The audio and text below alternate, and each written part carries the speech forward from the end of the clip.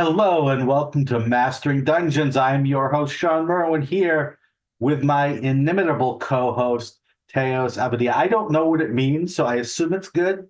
So thank you. Yeah, it is you cannot emit, so it's Yeah, we don't need any imitating here. no. If anyone's We've emitting, cut that out right now. That's right. We've had enough imitating in our Mondays so far. We don't need any I more remember imitating. third edition had the complete guide to emitting. That was pretty good. It was a good book. It was a good Yeah. book. Right after the Complete Guide to Evitable. Mm. But it was inevitable that it And to came out. segue, we got nothing.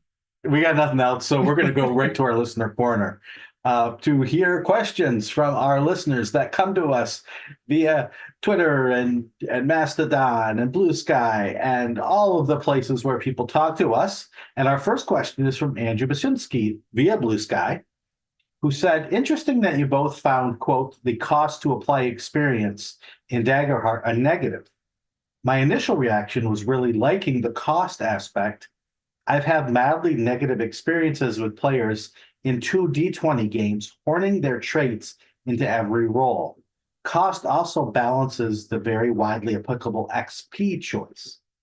And So, we yeah, need to start probably by explaining what an experience in Daggerheart is for folks who don't know. right. The experience in Daggerheart is something about your background that is widely true. So if you are an excellent diplomat or an experienced diplomat, you would put experienced diplomat +2. And then if you were also good at dealing with animals, you might say a friend to animals +1. Mm-hmm. And then you can apply that experience to situations while you play.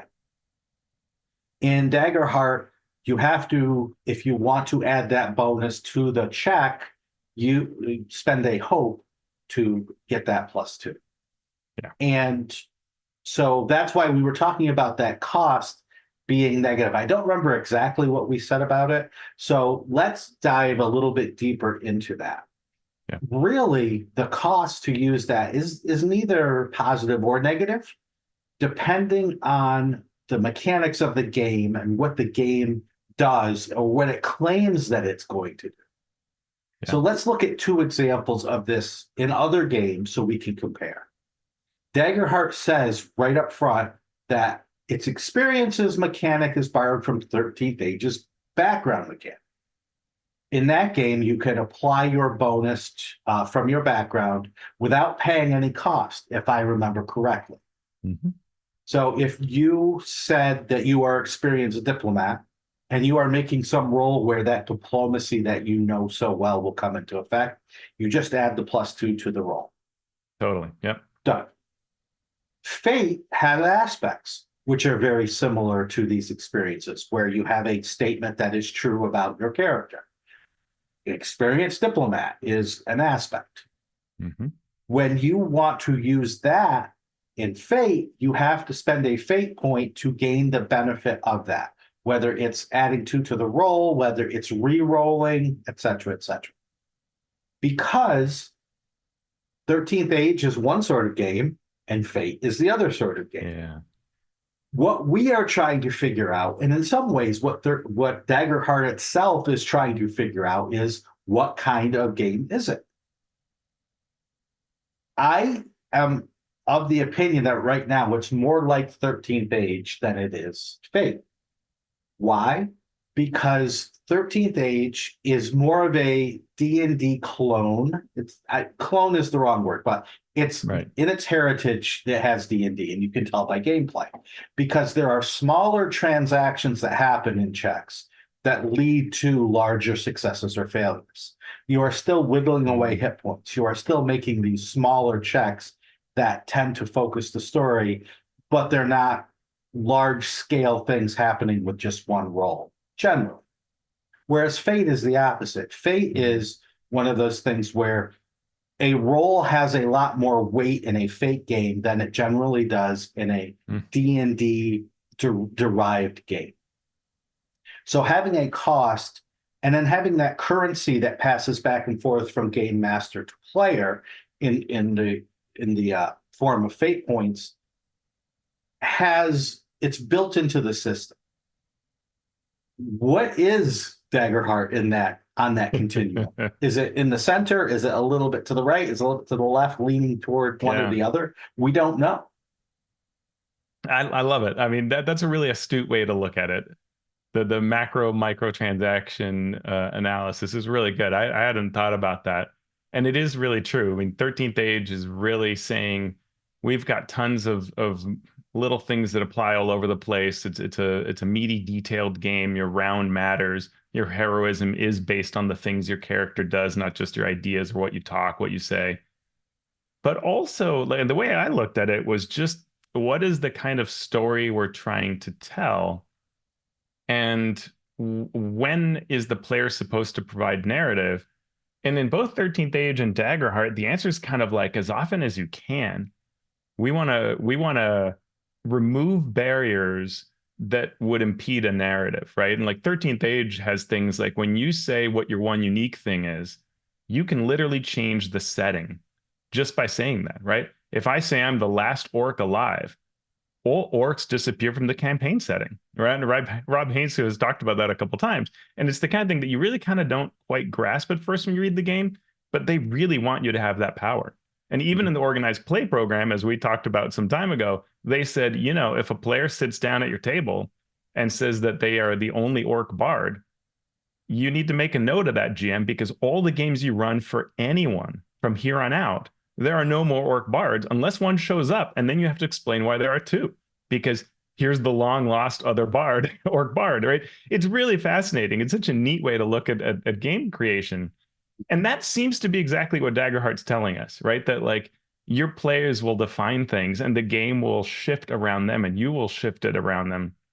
And so if you want this, then you know it seems like your players should be able to do these things quite often. And what's really a big deal is that like in fate points, there are only so many things you're doing with those points, and it really is feeding off of these aspects. So there isn't like sort of a competitive barrier. Right. But in Daggerheart, spending this currency to use an experience is spending the currency you do for many other things. Mm-hmm. And thus it forces a choice of whether to lean into your experience or not. And at least in a lot of the games that I've played, often you give up your experience because your domain, power is better, or your ancestry thing or some other thing is a sort of more powerful effect, because by necessity, these things are sort of more background catch-alls. So the specific thing is often a little more powerful. And that's just happens by virtue of game design. And so I just would think remove this barrier, because they're adding a +2 because they're excellent diplomat. That's kind of what you should want. Mm-hmm. And yeah, it may feel a little broken, but this seems like the kind of game where players just get to shine that way when they're good at that. I don't know. Yeah. So it is interesting. I think that, and like you said, it's not that I think games must always be one way or the other, but this game seems like it calls more for the lower barrier to entry on using your experience. Yeah. That's really the gist of the conversation there is, do you want to make them spend a resource when they are doing something that they would be good at no matter what? I'm an expert diplomat. We are literally in the middle of a tense diplomatic negotiation, but I have no hope left. Yeah. So should I not be able to add the +2 because I can't spend this resource? It's that sort of question that you have to answer. And it's okay if you say no, but then you have to be able to explain in the rules that why, when you are out of hope, can you no longer do this? Yeah. Is it because you're tired? Is it because you're spent? Is it because the rules say so and that's just how we need to be? Or the worst is because after this, we're going to have to go, fight the so-and-so. And so I better not spend hope on the thing that I would, I'm being a master diplomat, which is totally what I am. And those are the worst kind of things. When you're like, you're the DM at the table saying like, don't you want to expend, experience because this is who you are? Nah, I better save it for when I use my jagged blood spike attack. Yeah. And then the other thing is, how often does hope refresh? Is hope something that you can use because you know you're always going to have some? Or is it a little less ubiquitous, so you have to be careful not to spend it? It's a complicated Yeah, thing with it's no complicated. true correct answer, without a lot of playtesting, a lot of thought, a lot Yeah, of gathering information, and then keep continually rewriting the rules to make it as smooth as possible to do yeah, what you want to be. yeah, yeah. And it's fun hearing this from Andrew because Andrew is in the same game that I last played Daggerheart with. So Mhm. it's fun to see what he did in the game. Yeah. That was our first question. Our second question comes from Lojan via Patreon. From all the discussion around Daggerheart and narrative, I have come to the conclusion that I have no idea what a quote narrative game is. Is there a clear definition anywhere? Does narrative imply rules light, or is rules complexity separate from narrative versus non-narrative? Or is the axis narrative versus Hmm. game? And it's hilarious that you use the word axis. So when we talk about fiction, we sometimes look at it on an XY axis. The X axis, which is I hope, the horizontal axis, is what I call what happens. So as the story moves forward, you're going from where you start to where you end. And it's just this happens, then this happens, then this happens, then this happens, until you get to the end of the story. So that's a story traveling on the x-axis. The y-axis is the depth that makes stories amazing. So that is not just what happens. That's why is what's happening important. Mhm. That is, what are the complicated interplay between the characters and the setting that deepen a story. And so if you're writing a story that you want to both be good and deep, you want to also travel up along the y-axis as you travel forward along the x-axis to a point somewhere up in the corner where you've got just the right amount of depth to the story's fulfillment. Yeah, yeah.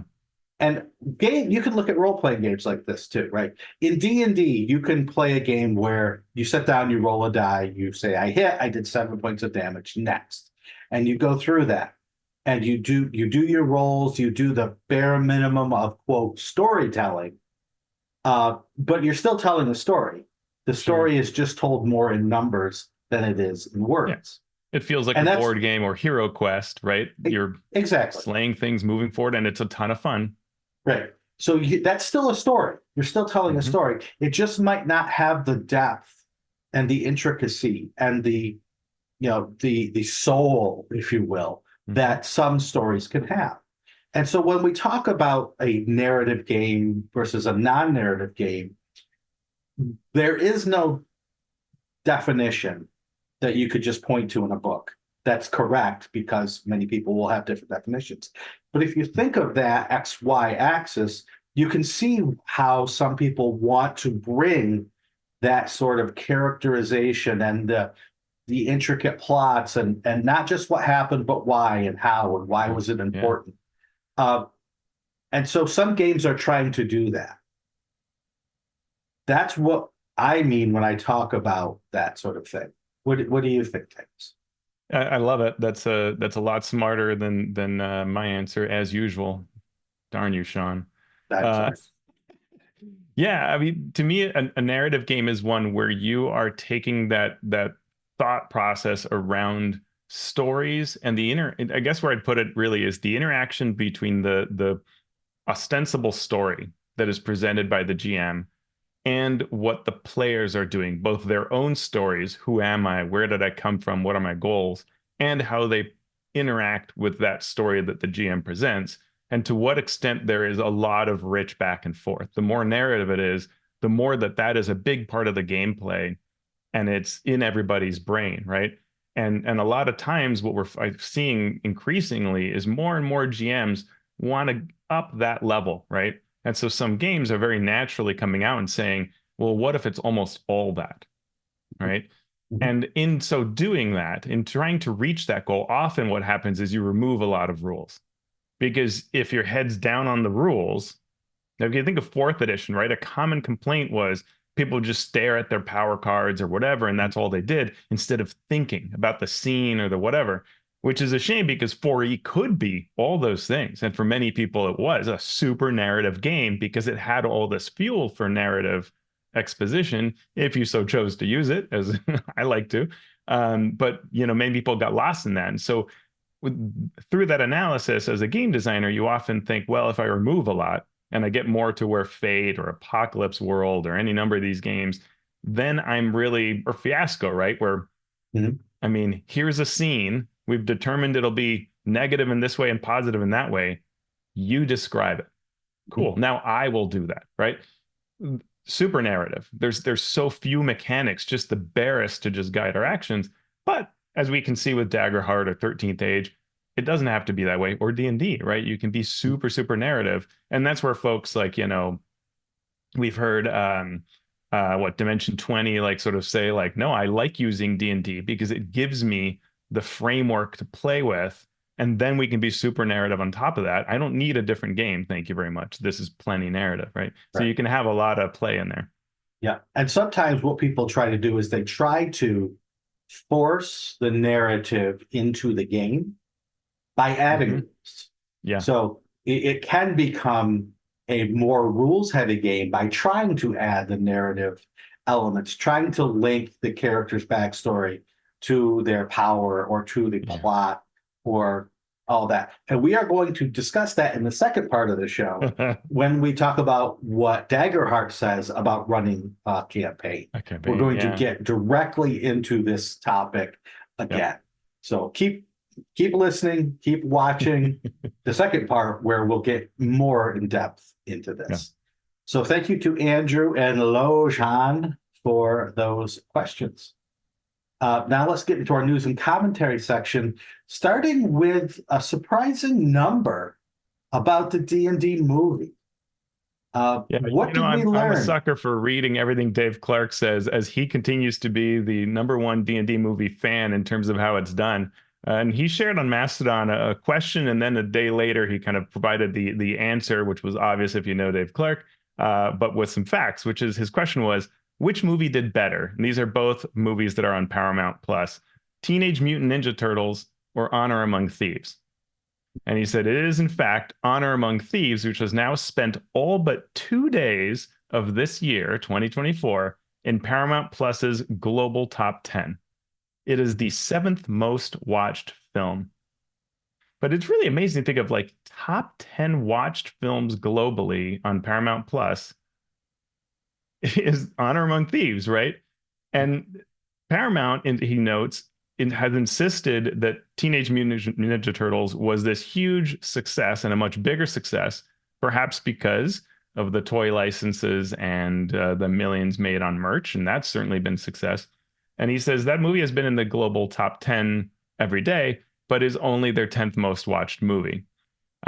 So more people are watching this D&D movie than not, but it's just thinking of all those people who are watching this movie just blows my mind, right? And yet people will say, including folks in the news and the media whose job it is to report and talk about this, will just kind of dismiss it as a failure of a movie. And both, not only do these numbers contradict that, but also if you look at all these other films that have come out since the time of Honor Among Thieves, boy, a lot of films that you'd think would be huge have not been huge. And unless your name is Barbie, right? And a few others, like there have been very few successes. I think Honor Among Thieves has actually been pretty good, and maybe is being used to discard debt, or the finance games that companies play. But I think has actually been a very big success for our hobby. Yeah, it reminds me of just the monetization of D&D in general, as opposed to other brands or franchises, because it started as a game and not as a brand. I think people are just less willing to spend money on it, less attached to it in a way that does draw revenue. The game is the same way, and the merchandise around it is the same way. It's an interesting conundrum to deal with, and we saw some of the fallout of that with the open gaming license Mhm. talk about trying to monetize it more, and then finally realizing it's not worth the hassle to even try. And And I've it's been not. reading J. Lee Johnson's prequel movie or prequel novel to the movie. Yeah. It's been a blast and it's really fun. And what's, it's one of those things that's telling that when you're reading, and she does a masterful job of this, but when you're reading the characters, you go, oh yeah, these were actually pretty good characters. Like they were very memorable. How Holga acts, how Edgen asks, how all these different, Kira, everybody, like the little jokes that J. Lee Johnson will have them do in this prequel novel ring just like the D&D movie, because the D&D movie has those good characterization elements that are really clear, and it's a lot of fun. It's a fast, light, fun read. Yeah, it's great. Yeah. From movies to books, we are now seeing previews of the monster manual covers for the new 2024 D&D release. IGN has revealed them, depicting Vajra Safara, can't pronounce that, the current Blackstaff, fighting alongside Minsk and Boo atop a crumbling tower surrounded by tentacles. And below are all sorts of monsters: a flame skull, a mimic, a displacer beast, a gelatinous cube, and so much more. What did you think, Teos? Did it catch your eye? Oh yeah, I mean, sure, it's super eye-catching, and because there's so much. I mean, they've crammed. The immediate reaction I want to have is, wait, there's too much on this cover. But maybe the idea is that you just stare at this cover, looking at all the different creatures and recognize them: displacer beasts and flame skulls and gelatinous cubes and you name it, and then these enormous tentacles. One of which is grabbing somebody that we don't know who it is, which is kind of fun. Someone put up a picture of the AD&D monster manual, right? The one with sort of, it just shows a plain ground, and there are monsters on the ground and some underground. And someone was joking how it looked like one of those sticker forms that you just put on like Yeah. a background, and how cheesy it was. That was awesome to me as a 12-year-old. It's like, here are all these creatures in this toolbox that I could play with Yeah. and make stories from. And that shows how pathetic my art knowledge is, because I was like, I thought that was awesome. I don't need all these action shots. I just need, how am I going to use this dragon that's there?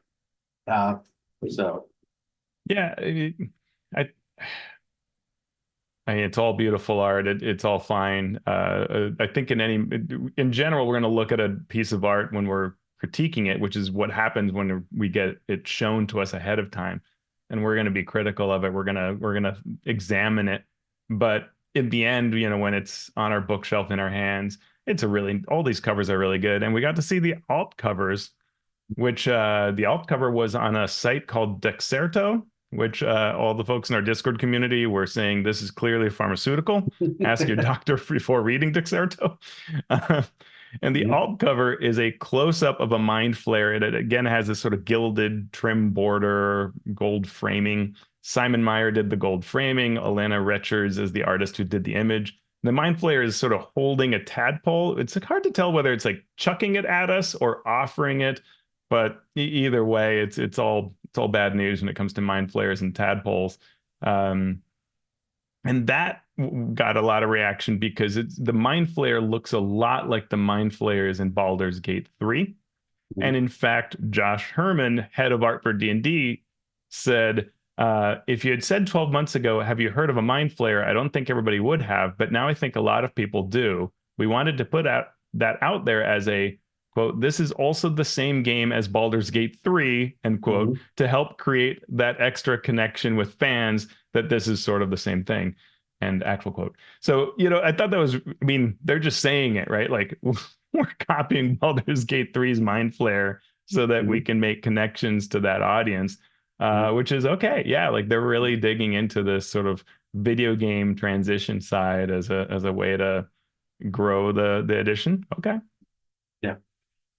From my home group, who have been playing D&D since third edition, probably for the younger folks, I've heard so many times, well, that's how it works in Baldur's Gate 3. And the first time it was sort of funny, and then now I'm about ready to remove Baldur's Gate from everyone's hard drive and consoles, so I never have to hear that phrase again. I still haven't played Baldur's Gate 3. I look forward to doing so at some point. Yeah, I need to do that too. Yeah. It's clearly really good. I mean, everybody says that. And I can't fault it entirely. I mean, you know, it's fine. If you're going to do a cover, you might as well tie into something that people are going to recognize. And the more you can do that, you know, that's great. I think Minsk and Boo similarly, you know, they tie into the comic book aspect strongly. There have been a lot of Minsk and Boo comic books that have been well liked by folks, and that may be a bit of a crossover. They appear in various video games and so on. So that's a good appeal. You know, they've been prominently shown off in the Neverwinter MMO and other places. So yeah, it makes some sense for this 50-year retrospective to do all that. Sure. Going from books to the people who make books. We've had layoffs, not just in the RPG, TTRPG industry, but everywhere. Now the hiring cycle hopefully has returned, because there were 3 major hires announced a week ago that happened just after we recorded. Dan Dillon, formerly of Wizards of the Coast, was named lead TTRPG designer for Legends of Avantis, who did the Crooked Moon Kickstarter and are obviously going to be doing more if they're hiring someone full-time. And Dan is obviously a great choice for a designer role there. Willie Abil is a senior designer at MCDM, working on the, eponymous MCDM RPG. Or to be named someday, and soon to be RPG, named. we'll see. Yep. And last but not least, Adam Bradford, who founded Demiplane, and before that founded a little thing called D&D Beyond, is now the chief development officer at Smiteworks, working on the Fantasy Grounds virtual tabletop. Thoughts there, Teos? I mean, these are all great moves. So, I mean, Dan Dillon, as you said, fantastic. Willie, fantastic. And Willie's done so much work for MCDM, and everything he's done has just been great. So wonderful to see both of these folks be picked up. Adam, you know, you and I have talked to him many times at conventions. Adam's just incredible person, and so clearly the right kind of person to head up technical efforts and manage those and work with teams on these. So he's also a great pickup, but you have to wonder about this because, boy, it sure felt like he was, and you know, we wrote founder at Demiplane. It's a little hard to tell because Demiplane did exist before Adam showed up there, and I don't know to what extent that role, but clearly he was playing a fundamental role there. Mm-hmm. And he posted on Ian World to say, you know, my top 2 core priorities will be establishing modern and polished visual identity for Fantasy Grounds, since I was the driving force behind that for both D&D Beyond and Demiplane, which is absolutely true, right? If you look at the way Demiplane looks, that is so far ahead where many other sites are. So it'd be great to see that. And then he said the second priority is ease of use. So he's already really looking deep at how to make changes for Fantasy Ground. But you had to kind of think like, wow, why would he have left Demiplane? And it took about 2 days to get that answer. Yeah. It was about 36 hours later. Okay. We got the announcement that Roll20 has acquired Demiplane. So Roll20 CEO Ankit Lal explained that the purchase of Demiplane allows Roll20 to further its goal of creating, quote, a seamless user experience where users can purchase RPGs and then play them. Our end goal is to create a seamless user experience where people have one place to purchase their content. They can seamlessly take their characters from in-person to the VTT, and they can buy PDFs, print-on-demand books, or digital compendiums to make it easier for everyone. So that, when Adam announced that move, I thought, why? I equated, probably wrongly, him with Demiplane. So for me, it was like him leaving Demiplane. I thought Demiplane was doing well, and apparently they were, because now they are being acquired. Yeah. Um, they point out that Demiplane brings partnerships with various companies. So, they have all kinds of character builders for different companies like the Daggerheart RPG. And they've done all these feature-rich tools. And Lau was pretty open about telling in this comicbook.com interview that an advantage to the purchase was that Roll20 could now potentially support new Kickstarter campaigns with a full suite of digital options, ranging from PDF distribution to VTT modules to digital character sheets and character build options.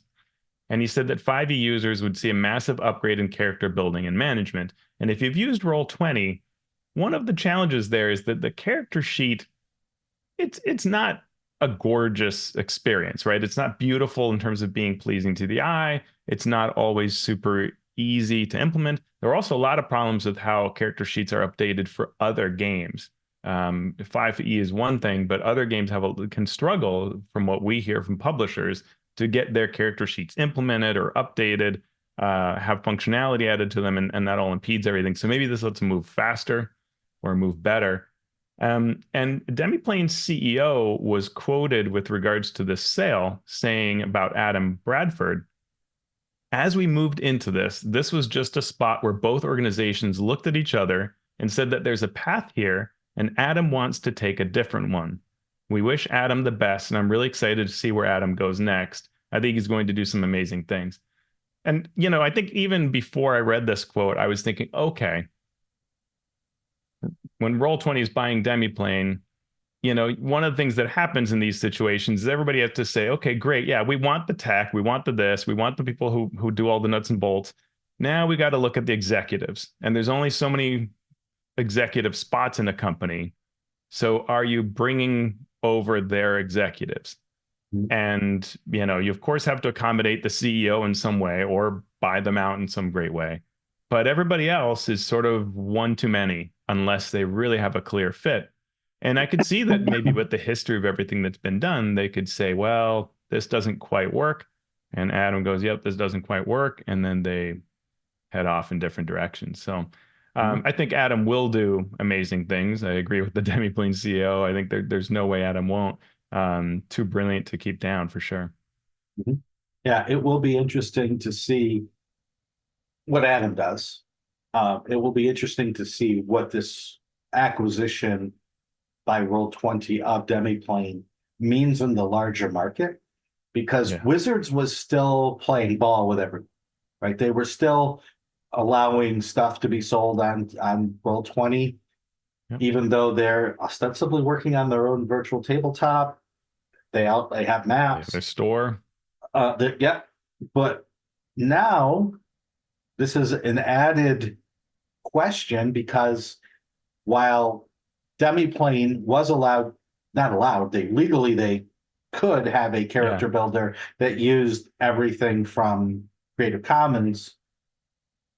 Now it's going to be interesting to see what happens with that. Will they be allowed to bring in players' handbook content? Will they be allowed to bring in other content that maybe Roll20 would have been allowed to do? But Demiplane's offerings leaked a little too much into the virtual or into the character builder aspect. So it's just fun to watch business-wise. Well, and I hope cool heads prevail at Wizards, because one of the things it's one thing for Roll20 to feel competitive, right? You can see Roll20 trying to shore itself up in various ways. The drive-through RPG, acquisition merger, Demiplane, right? These are attempts to consolidate and make sure you're not going to lose ground to D&D. That's great. That makes perfect sense. And what's tough is to be at Wizards and say, that's great. That makes perfect sense. We applaud and support you, because you want to act competitively to their kind of competition, when what you really should do is say, hey, your competition is a certain kind of competition, and I'm okay with that. I will see your successes. I will try to do better, but we're partners, and we are both, everything you sell of my product makes both of us stronger. It's not really competition. You're just making sure you keep going, and hey, I get a cut of that. It's okay. Right? It's very hard to think that. It's very easy to say, well, if they bought Demiplane, what are we going to do about that? Right? And how to almost like retaliate or compete. Wizards is the bigger fish here, and it really doesn't matter, I'd like to say. Mhm. Wizards should focus on their tool and making their things awesome. Learn from what your competitors slash partners are doing, but don't really set out to compete with them. It makes the landscape actually better. It makes all of the hobby better to have them present. And I've seen a lot of companies in other fields make the mistake of trying to focus on squashing other alternatives, and they don't gain from it really Mhm. ever. Right. And so hopefully Wizards can be cool about it and go, they're going to act like competitors sometimes. We should always act as partners to them. We will be better off for that. Mhm. We will keep an eye on that situation. Uh, Apparently, D&D 4E is 16 years old and Eberron is 20 years old. What does that mean to you? I mean, it means that apparently I'm aging, but that can't be Mhm. true. Yeah. Yeah, I had to note this. I've got a couple things on my calendar that pop up. The anniversary of 4E is one of them. I was like, wow, 16 years, right? And to me, it's interesting because it's an addition that has gotten so much more love from designers, as we see in the MCDM RPG, Daggerheart, 13th Age2E, and so on, as time goes on, right? And Eberron turning 20, a setting that launched during 3E, is interesting. It's arguably one of the best settings that 5th edition has had in terms of a product that is a really cohesive, great, deep setting that does everything you'd want out of it. And so it's interesting to mark its passing of 20 years old and still being quite strong in the D&D landscape. Tell me about collaborative world building. Yeah, I thought this was cool given what we were talking about on Daggerheart. This link came through the MT Black newsletter that I always look at and read for inspiration. And it is a blog from mindstormpress.com that talks about the concept of collaborative world building through a particular lens. And what they're really talking about is the difference in style GMs have when it comes to how players should contribute to setting the scene. It ties not only to Dagheart, but our question we just finished talking about from one of our listeners. Um, and on the blog, the author kind of talks about wanting to strike a balance between the prescriptive style where a GM describes the scene and play begins, and a player-driven style where players also help describe the scene. And that can vary in how strong it is. Fiasco, Brindlewood Bay, other games like that. And some GMs like a style where, and this is the way I often think about it, you walk into a tavern and the GM says, "Hey, Shawn, tell me what your character sees in this place. Who is Mhm. here in the tavern?" And you would tell me what your character sees. Oh, the bartender is, a 6 foot tall half orc who is, polishing the glasses, and over to the left is a table with these kinds of people. And then I ask the next person to add something, right? And what the author of this blog says is this can take too long and it can kind of derail a scene because suddenly things are there that you may or may not want to use, and you can go off the deep end in it. In this blog, the concept that's introduced is the idea of glimpses. And this is that the GM creates glimpses such as the signs of a hopeless battle with no victors. You write these all up, a bunch of these, and you give them out to players at the start of a session. At any point, the players can reveal that glimpse and add to it, right? So you could be walking through a forest and your player decides to play that glimpse and describes it. This is a hopeless battle. And they might add between whom who has been battling in this battle that left no victors. And so the idea is to have the players surprise everybody a bit, but within some bounds that you've set around the concepts that you want them to build upon. And I just found it as a fascinating thought exercise of what you like and don't like about both the glimpses concept and the overall topics being discussed. So I thought it was a neat read, and the link is in our show notes, or you can go to Yeah. mindstormpress.com. Any thoughts there, Shawn? No. Well, yes, but no. Yes, I have a lot of thoughts on this. Uh, we're going to talk about this in the second part of our show. Yeah. So instead of giving away all my Yep. wonderful advice or Yeah. horrible Yeah. advice, depending, let's talk about that. But what it does, I'm going to likely be teaching a class on world building for games and stories. So something like this is very valuable to, before you start building a world or running a game where a world is going to be built, you should think about this and think about player types Yeah. and how to get the most out of a different all the different kinds of players to make it so it doesn't derail your game. Yep. Next question, Teos, do you secretly control the Neverwinter MMO? It's probably true, though I did not know I did. But I looked at the Neverwinter MMO news, and apparently there is a new upcoming Flapjack companion, our favorite Flump space captain from the Spelljammer adventure, which makes it the second Flump companion this game has had. Pinch me, I can't believe it. And they also have an incredibly absurd space guppy mount, which is a school of flying space guppies that form around you and carry you floating around town or wherever you happen to be. So yeah, rumors that I control the Neverwinter MMO are unconfirmed, but it's entirely plausible. You say silly, I say awesome. What's also awesome are the Diana Jones Award finalists. They were announced. The winner will be announced on July 31st at Gen Con. Who were the finalists? The convention Adepticon, a miniatures convention in the Midwest. Amy Bayo, a game designer of Pink Tiger Games. Fastival, an RPG and board game convention in Denmark.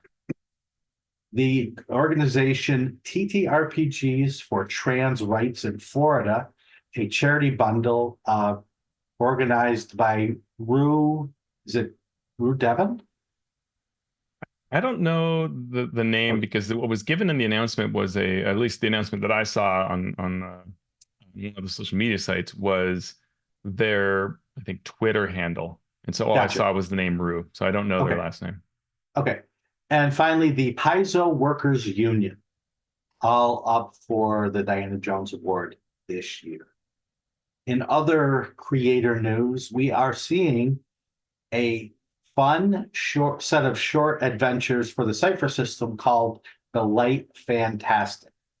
This was shared with us by one of our supporters, Jason Campbell. Their latest project, the collection of short stories in the Cypher system. Jason writes at shadowmain.com and has written for various RPG companies. These 4 adventures provide a variety of systems for the Monty Cook Games Cypher system. Any other information about that, Teos? Yeah, I thought it was pretty fun. The adventures have really fun titles, like my favorite being 3-Hour Tour to the Island of the Lost. And the UFO encounter called It Came from the 50s. Nice. Which is really great. And these short adventures really paint a nice picture of the breadth of the Cypher system experience. One of them is like a detective game, which is really cool. So it's really neat. If you like the Cypher system, absolutely check it out. The campaign ends June 19th. It's on Kickstarter, so you can go to kickstarter.com and search for The Light Fantastic, or click the link in our show notes. And if you're looking for a gift for someone, you can get them the Deck of Many Drinks. Teos is holding the Deck of Many Drinks right now. Tell us about the Deck of Many Drinks, Teos. Yeah, so it comes in a nice sturdy wooden box, which is really cool. And then you get a bunch of cards that have all very beautifully displayed drinks. And what's on these on the back is all, like a deck, like sort of, I guess they're tarot-sized, large cards.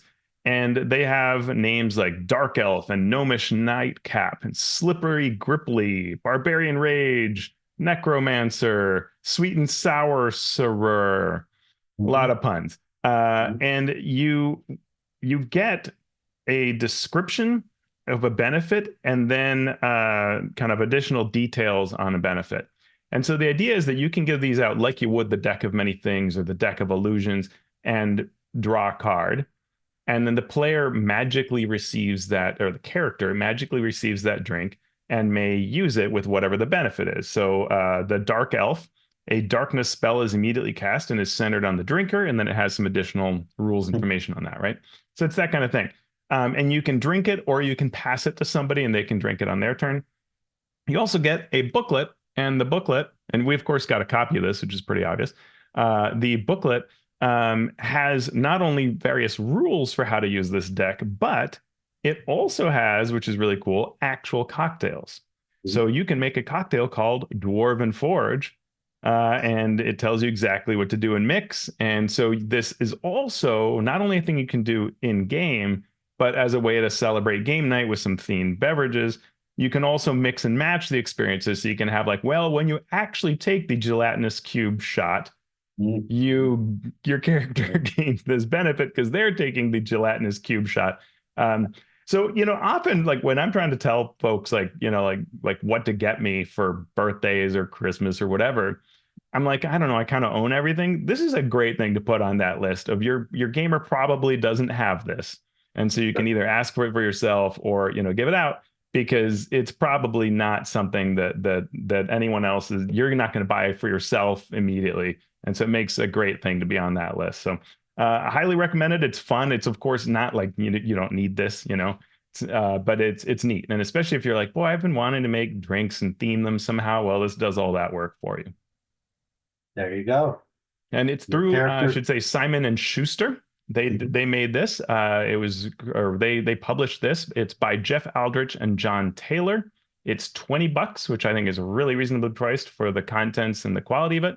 You can get it directly from simonandschuster.com if you search for Deck of Many Drinks. Link in our show notes, and you can find it on all the various places where you think you might be able to buy this stuff. Your character gets a benefit, and you take a -2 to your intelligence.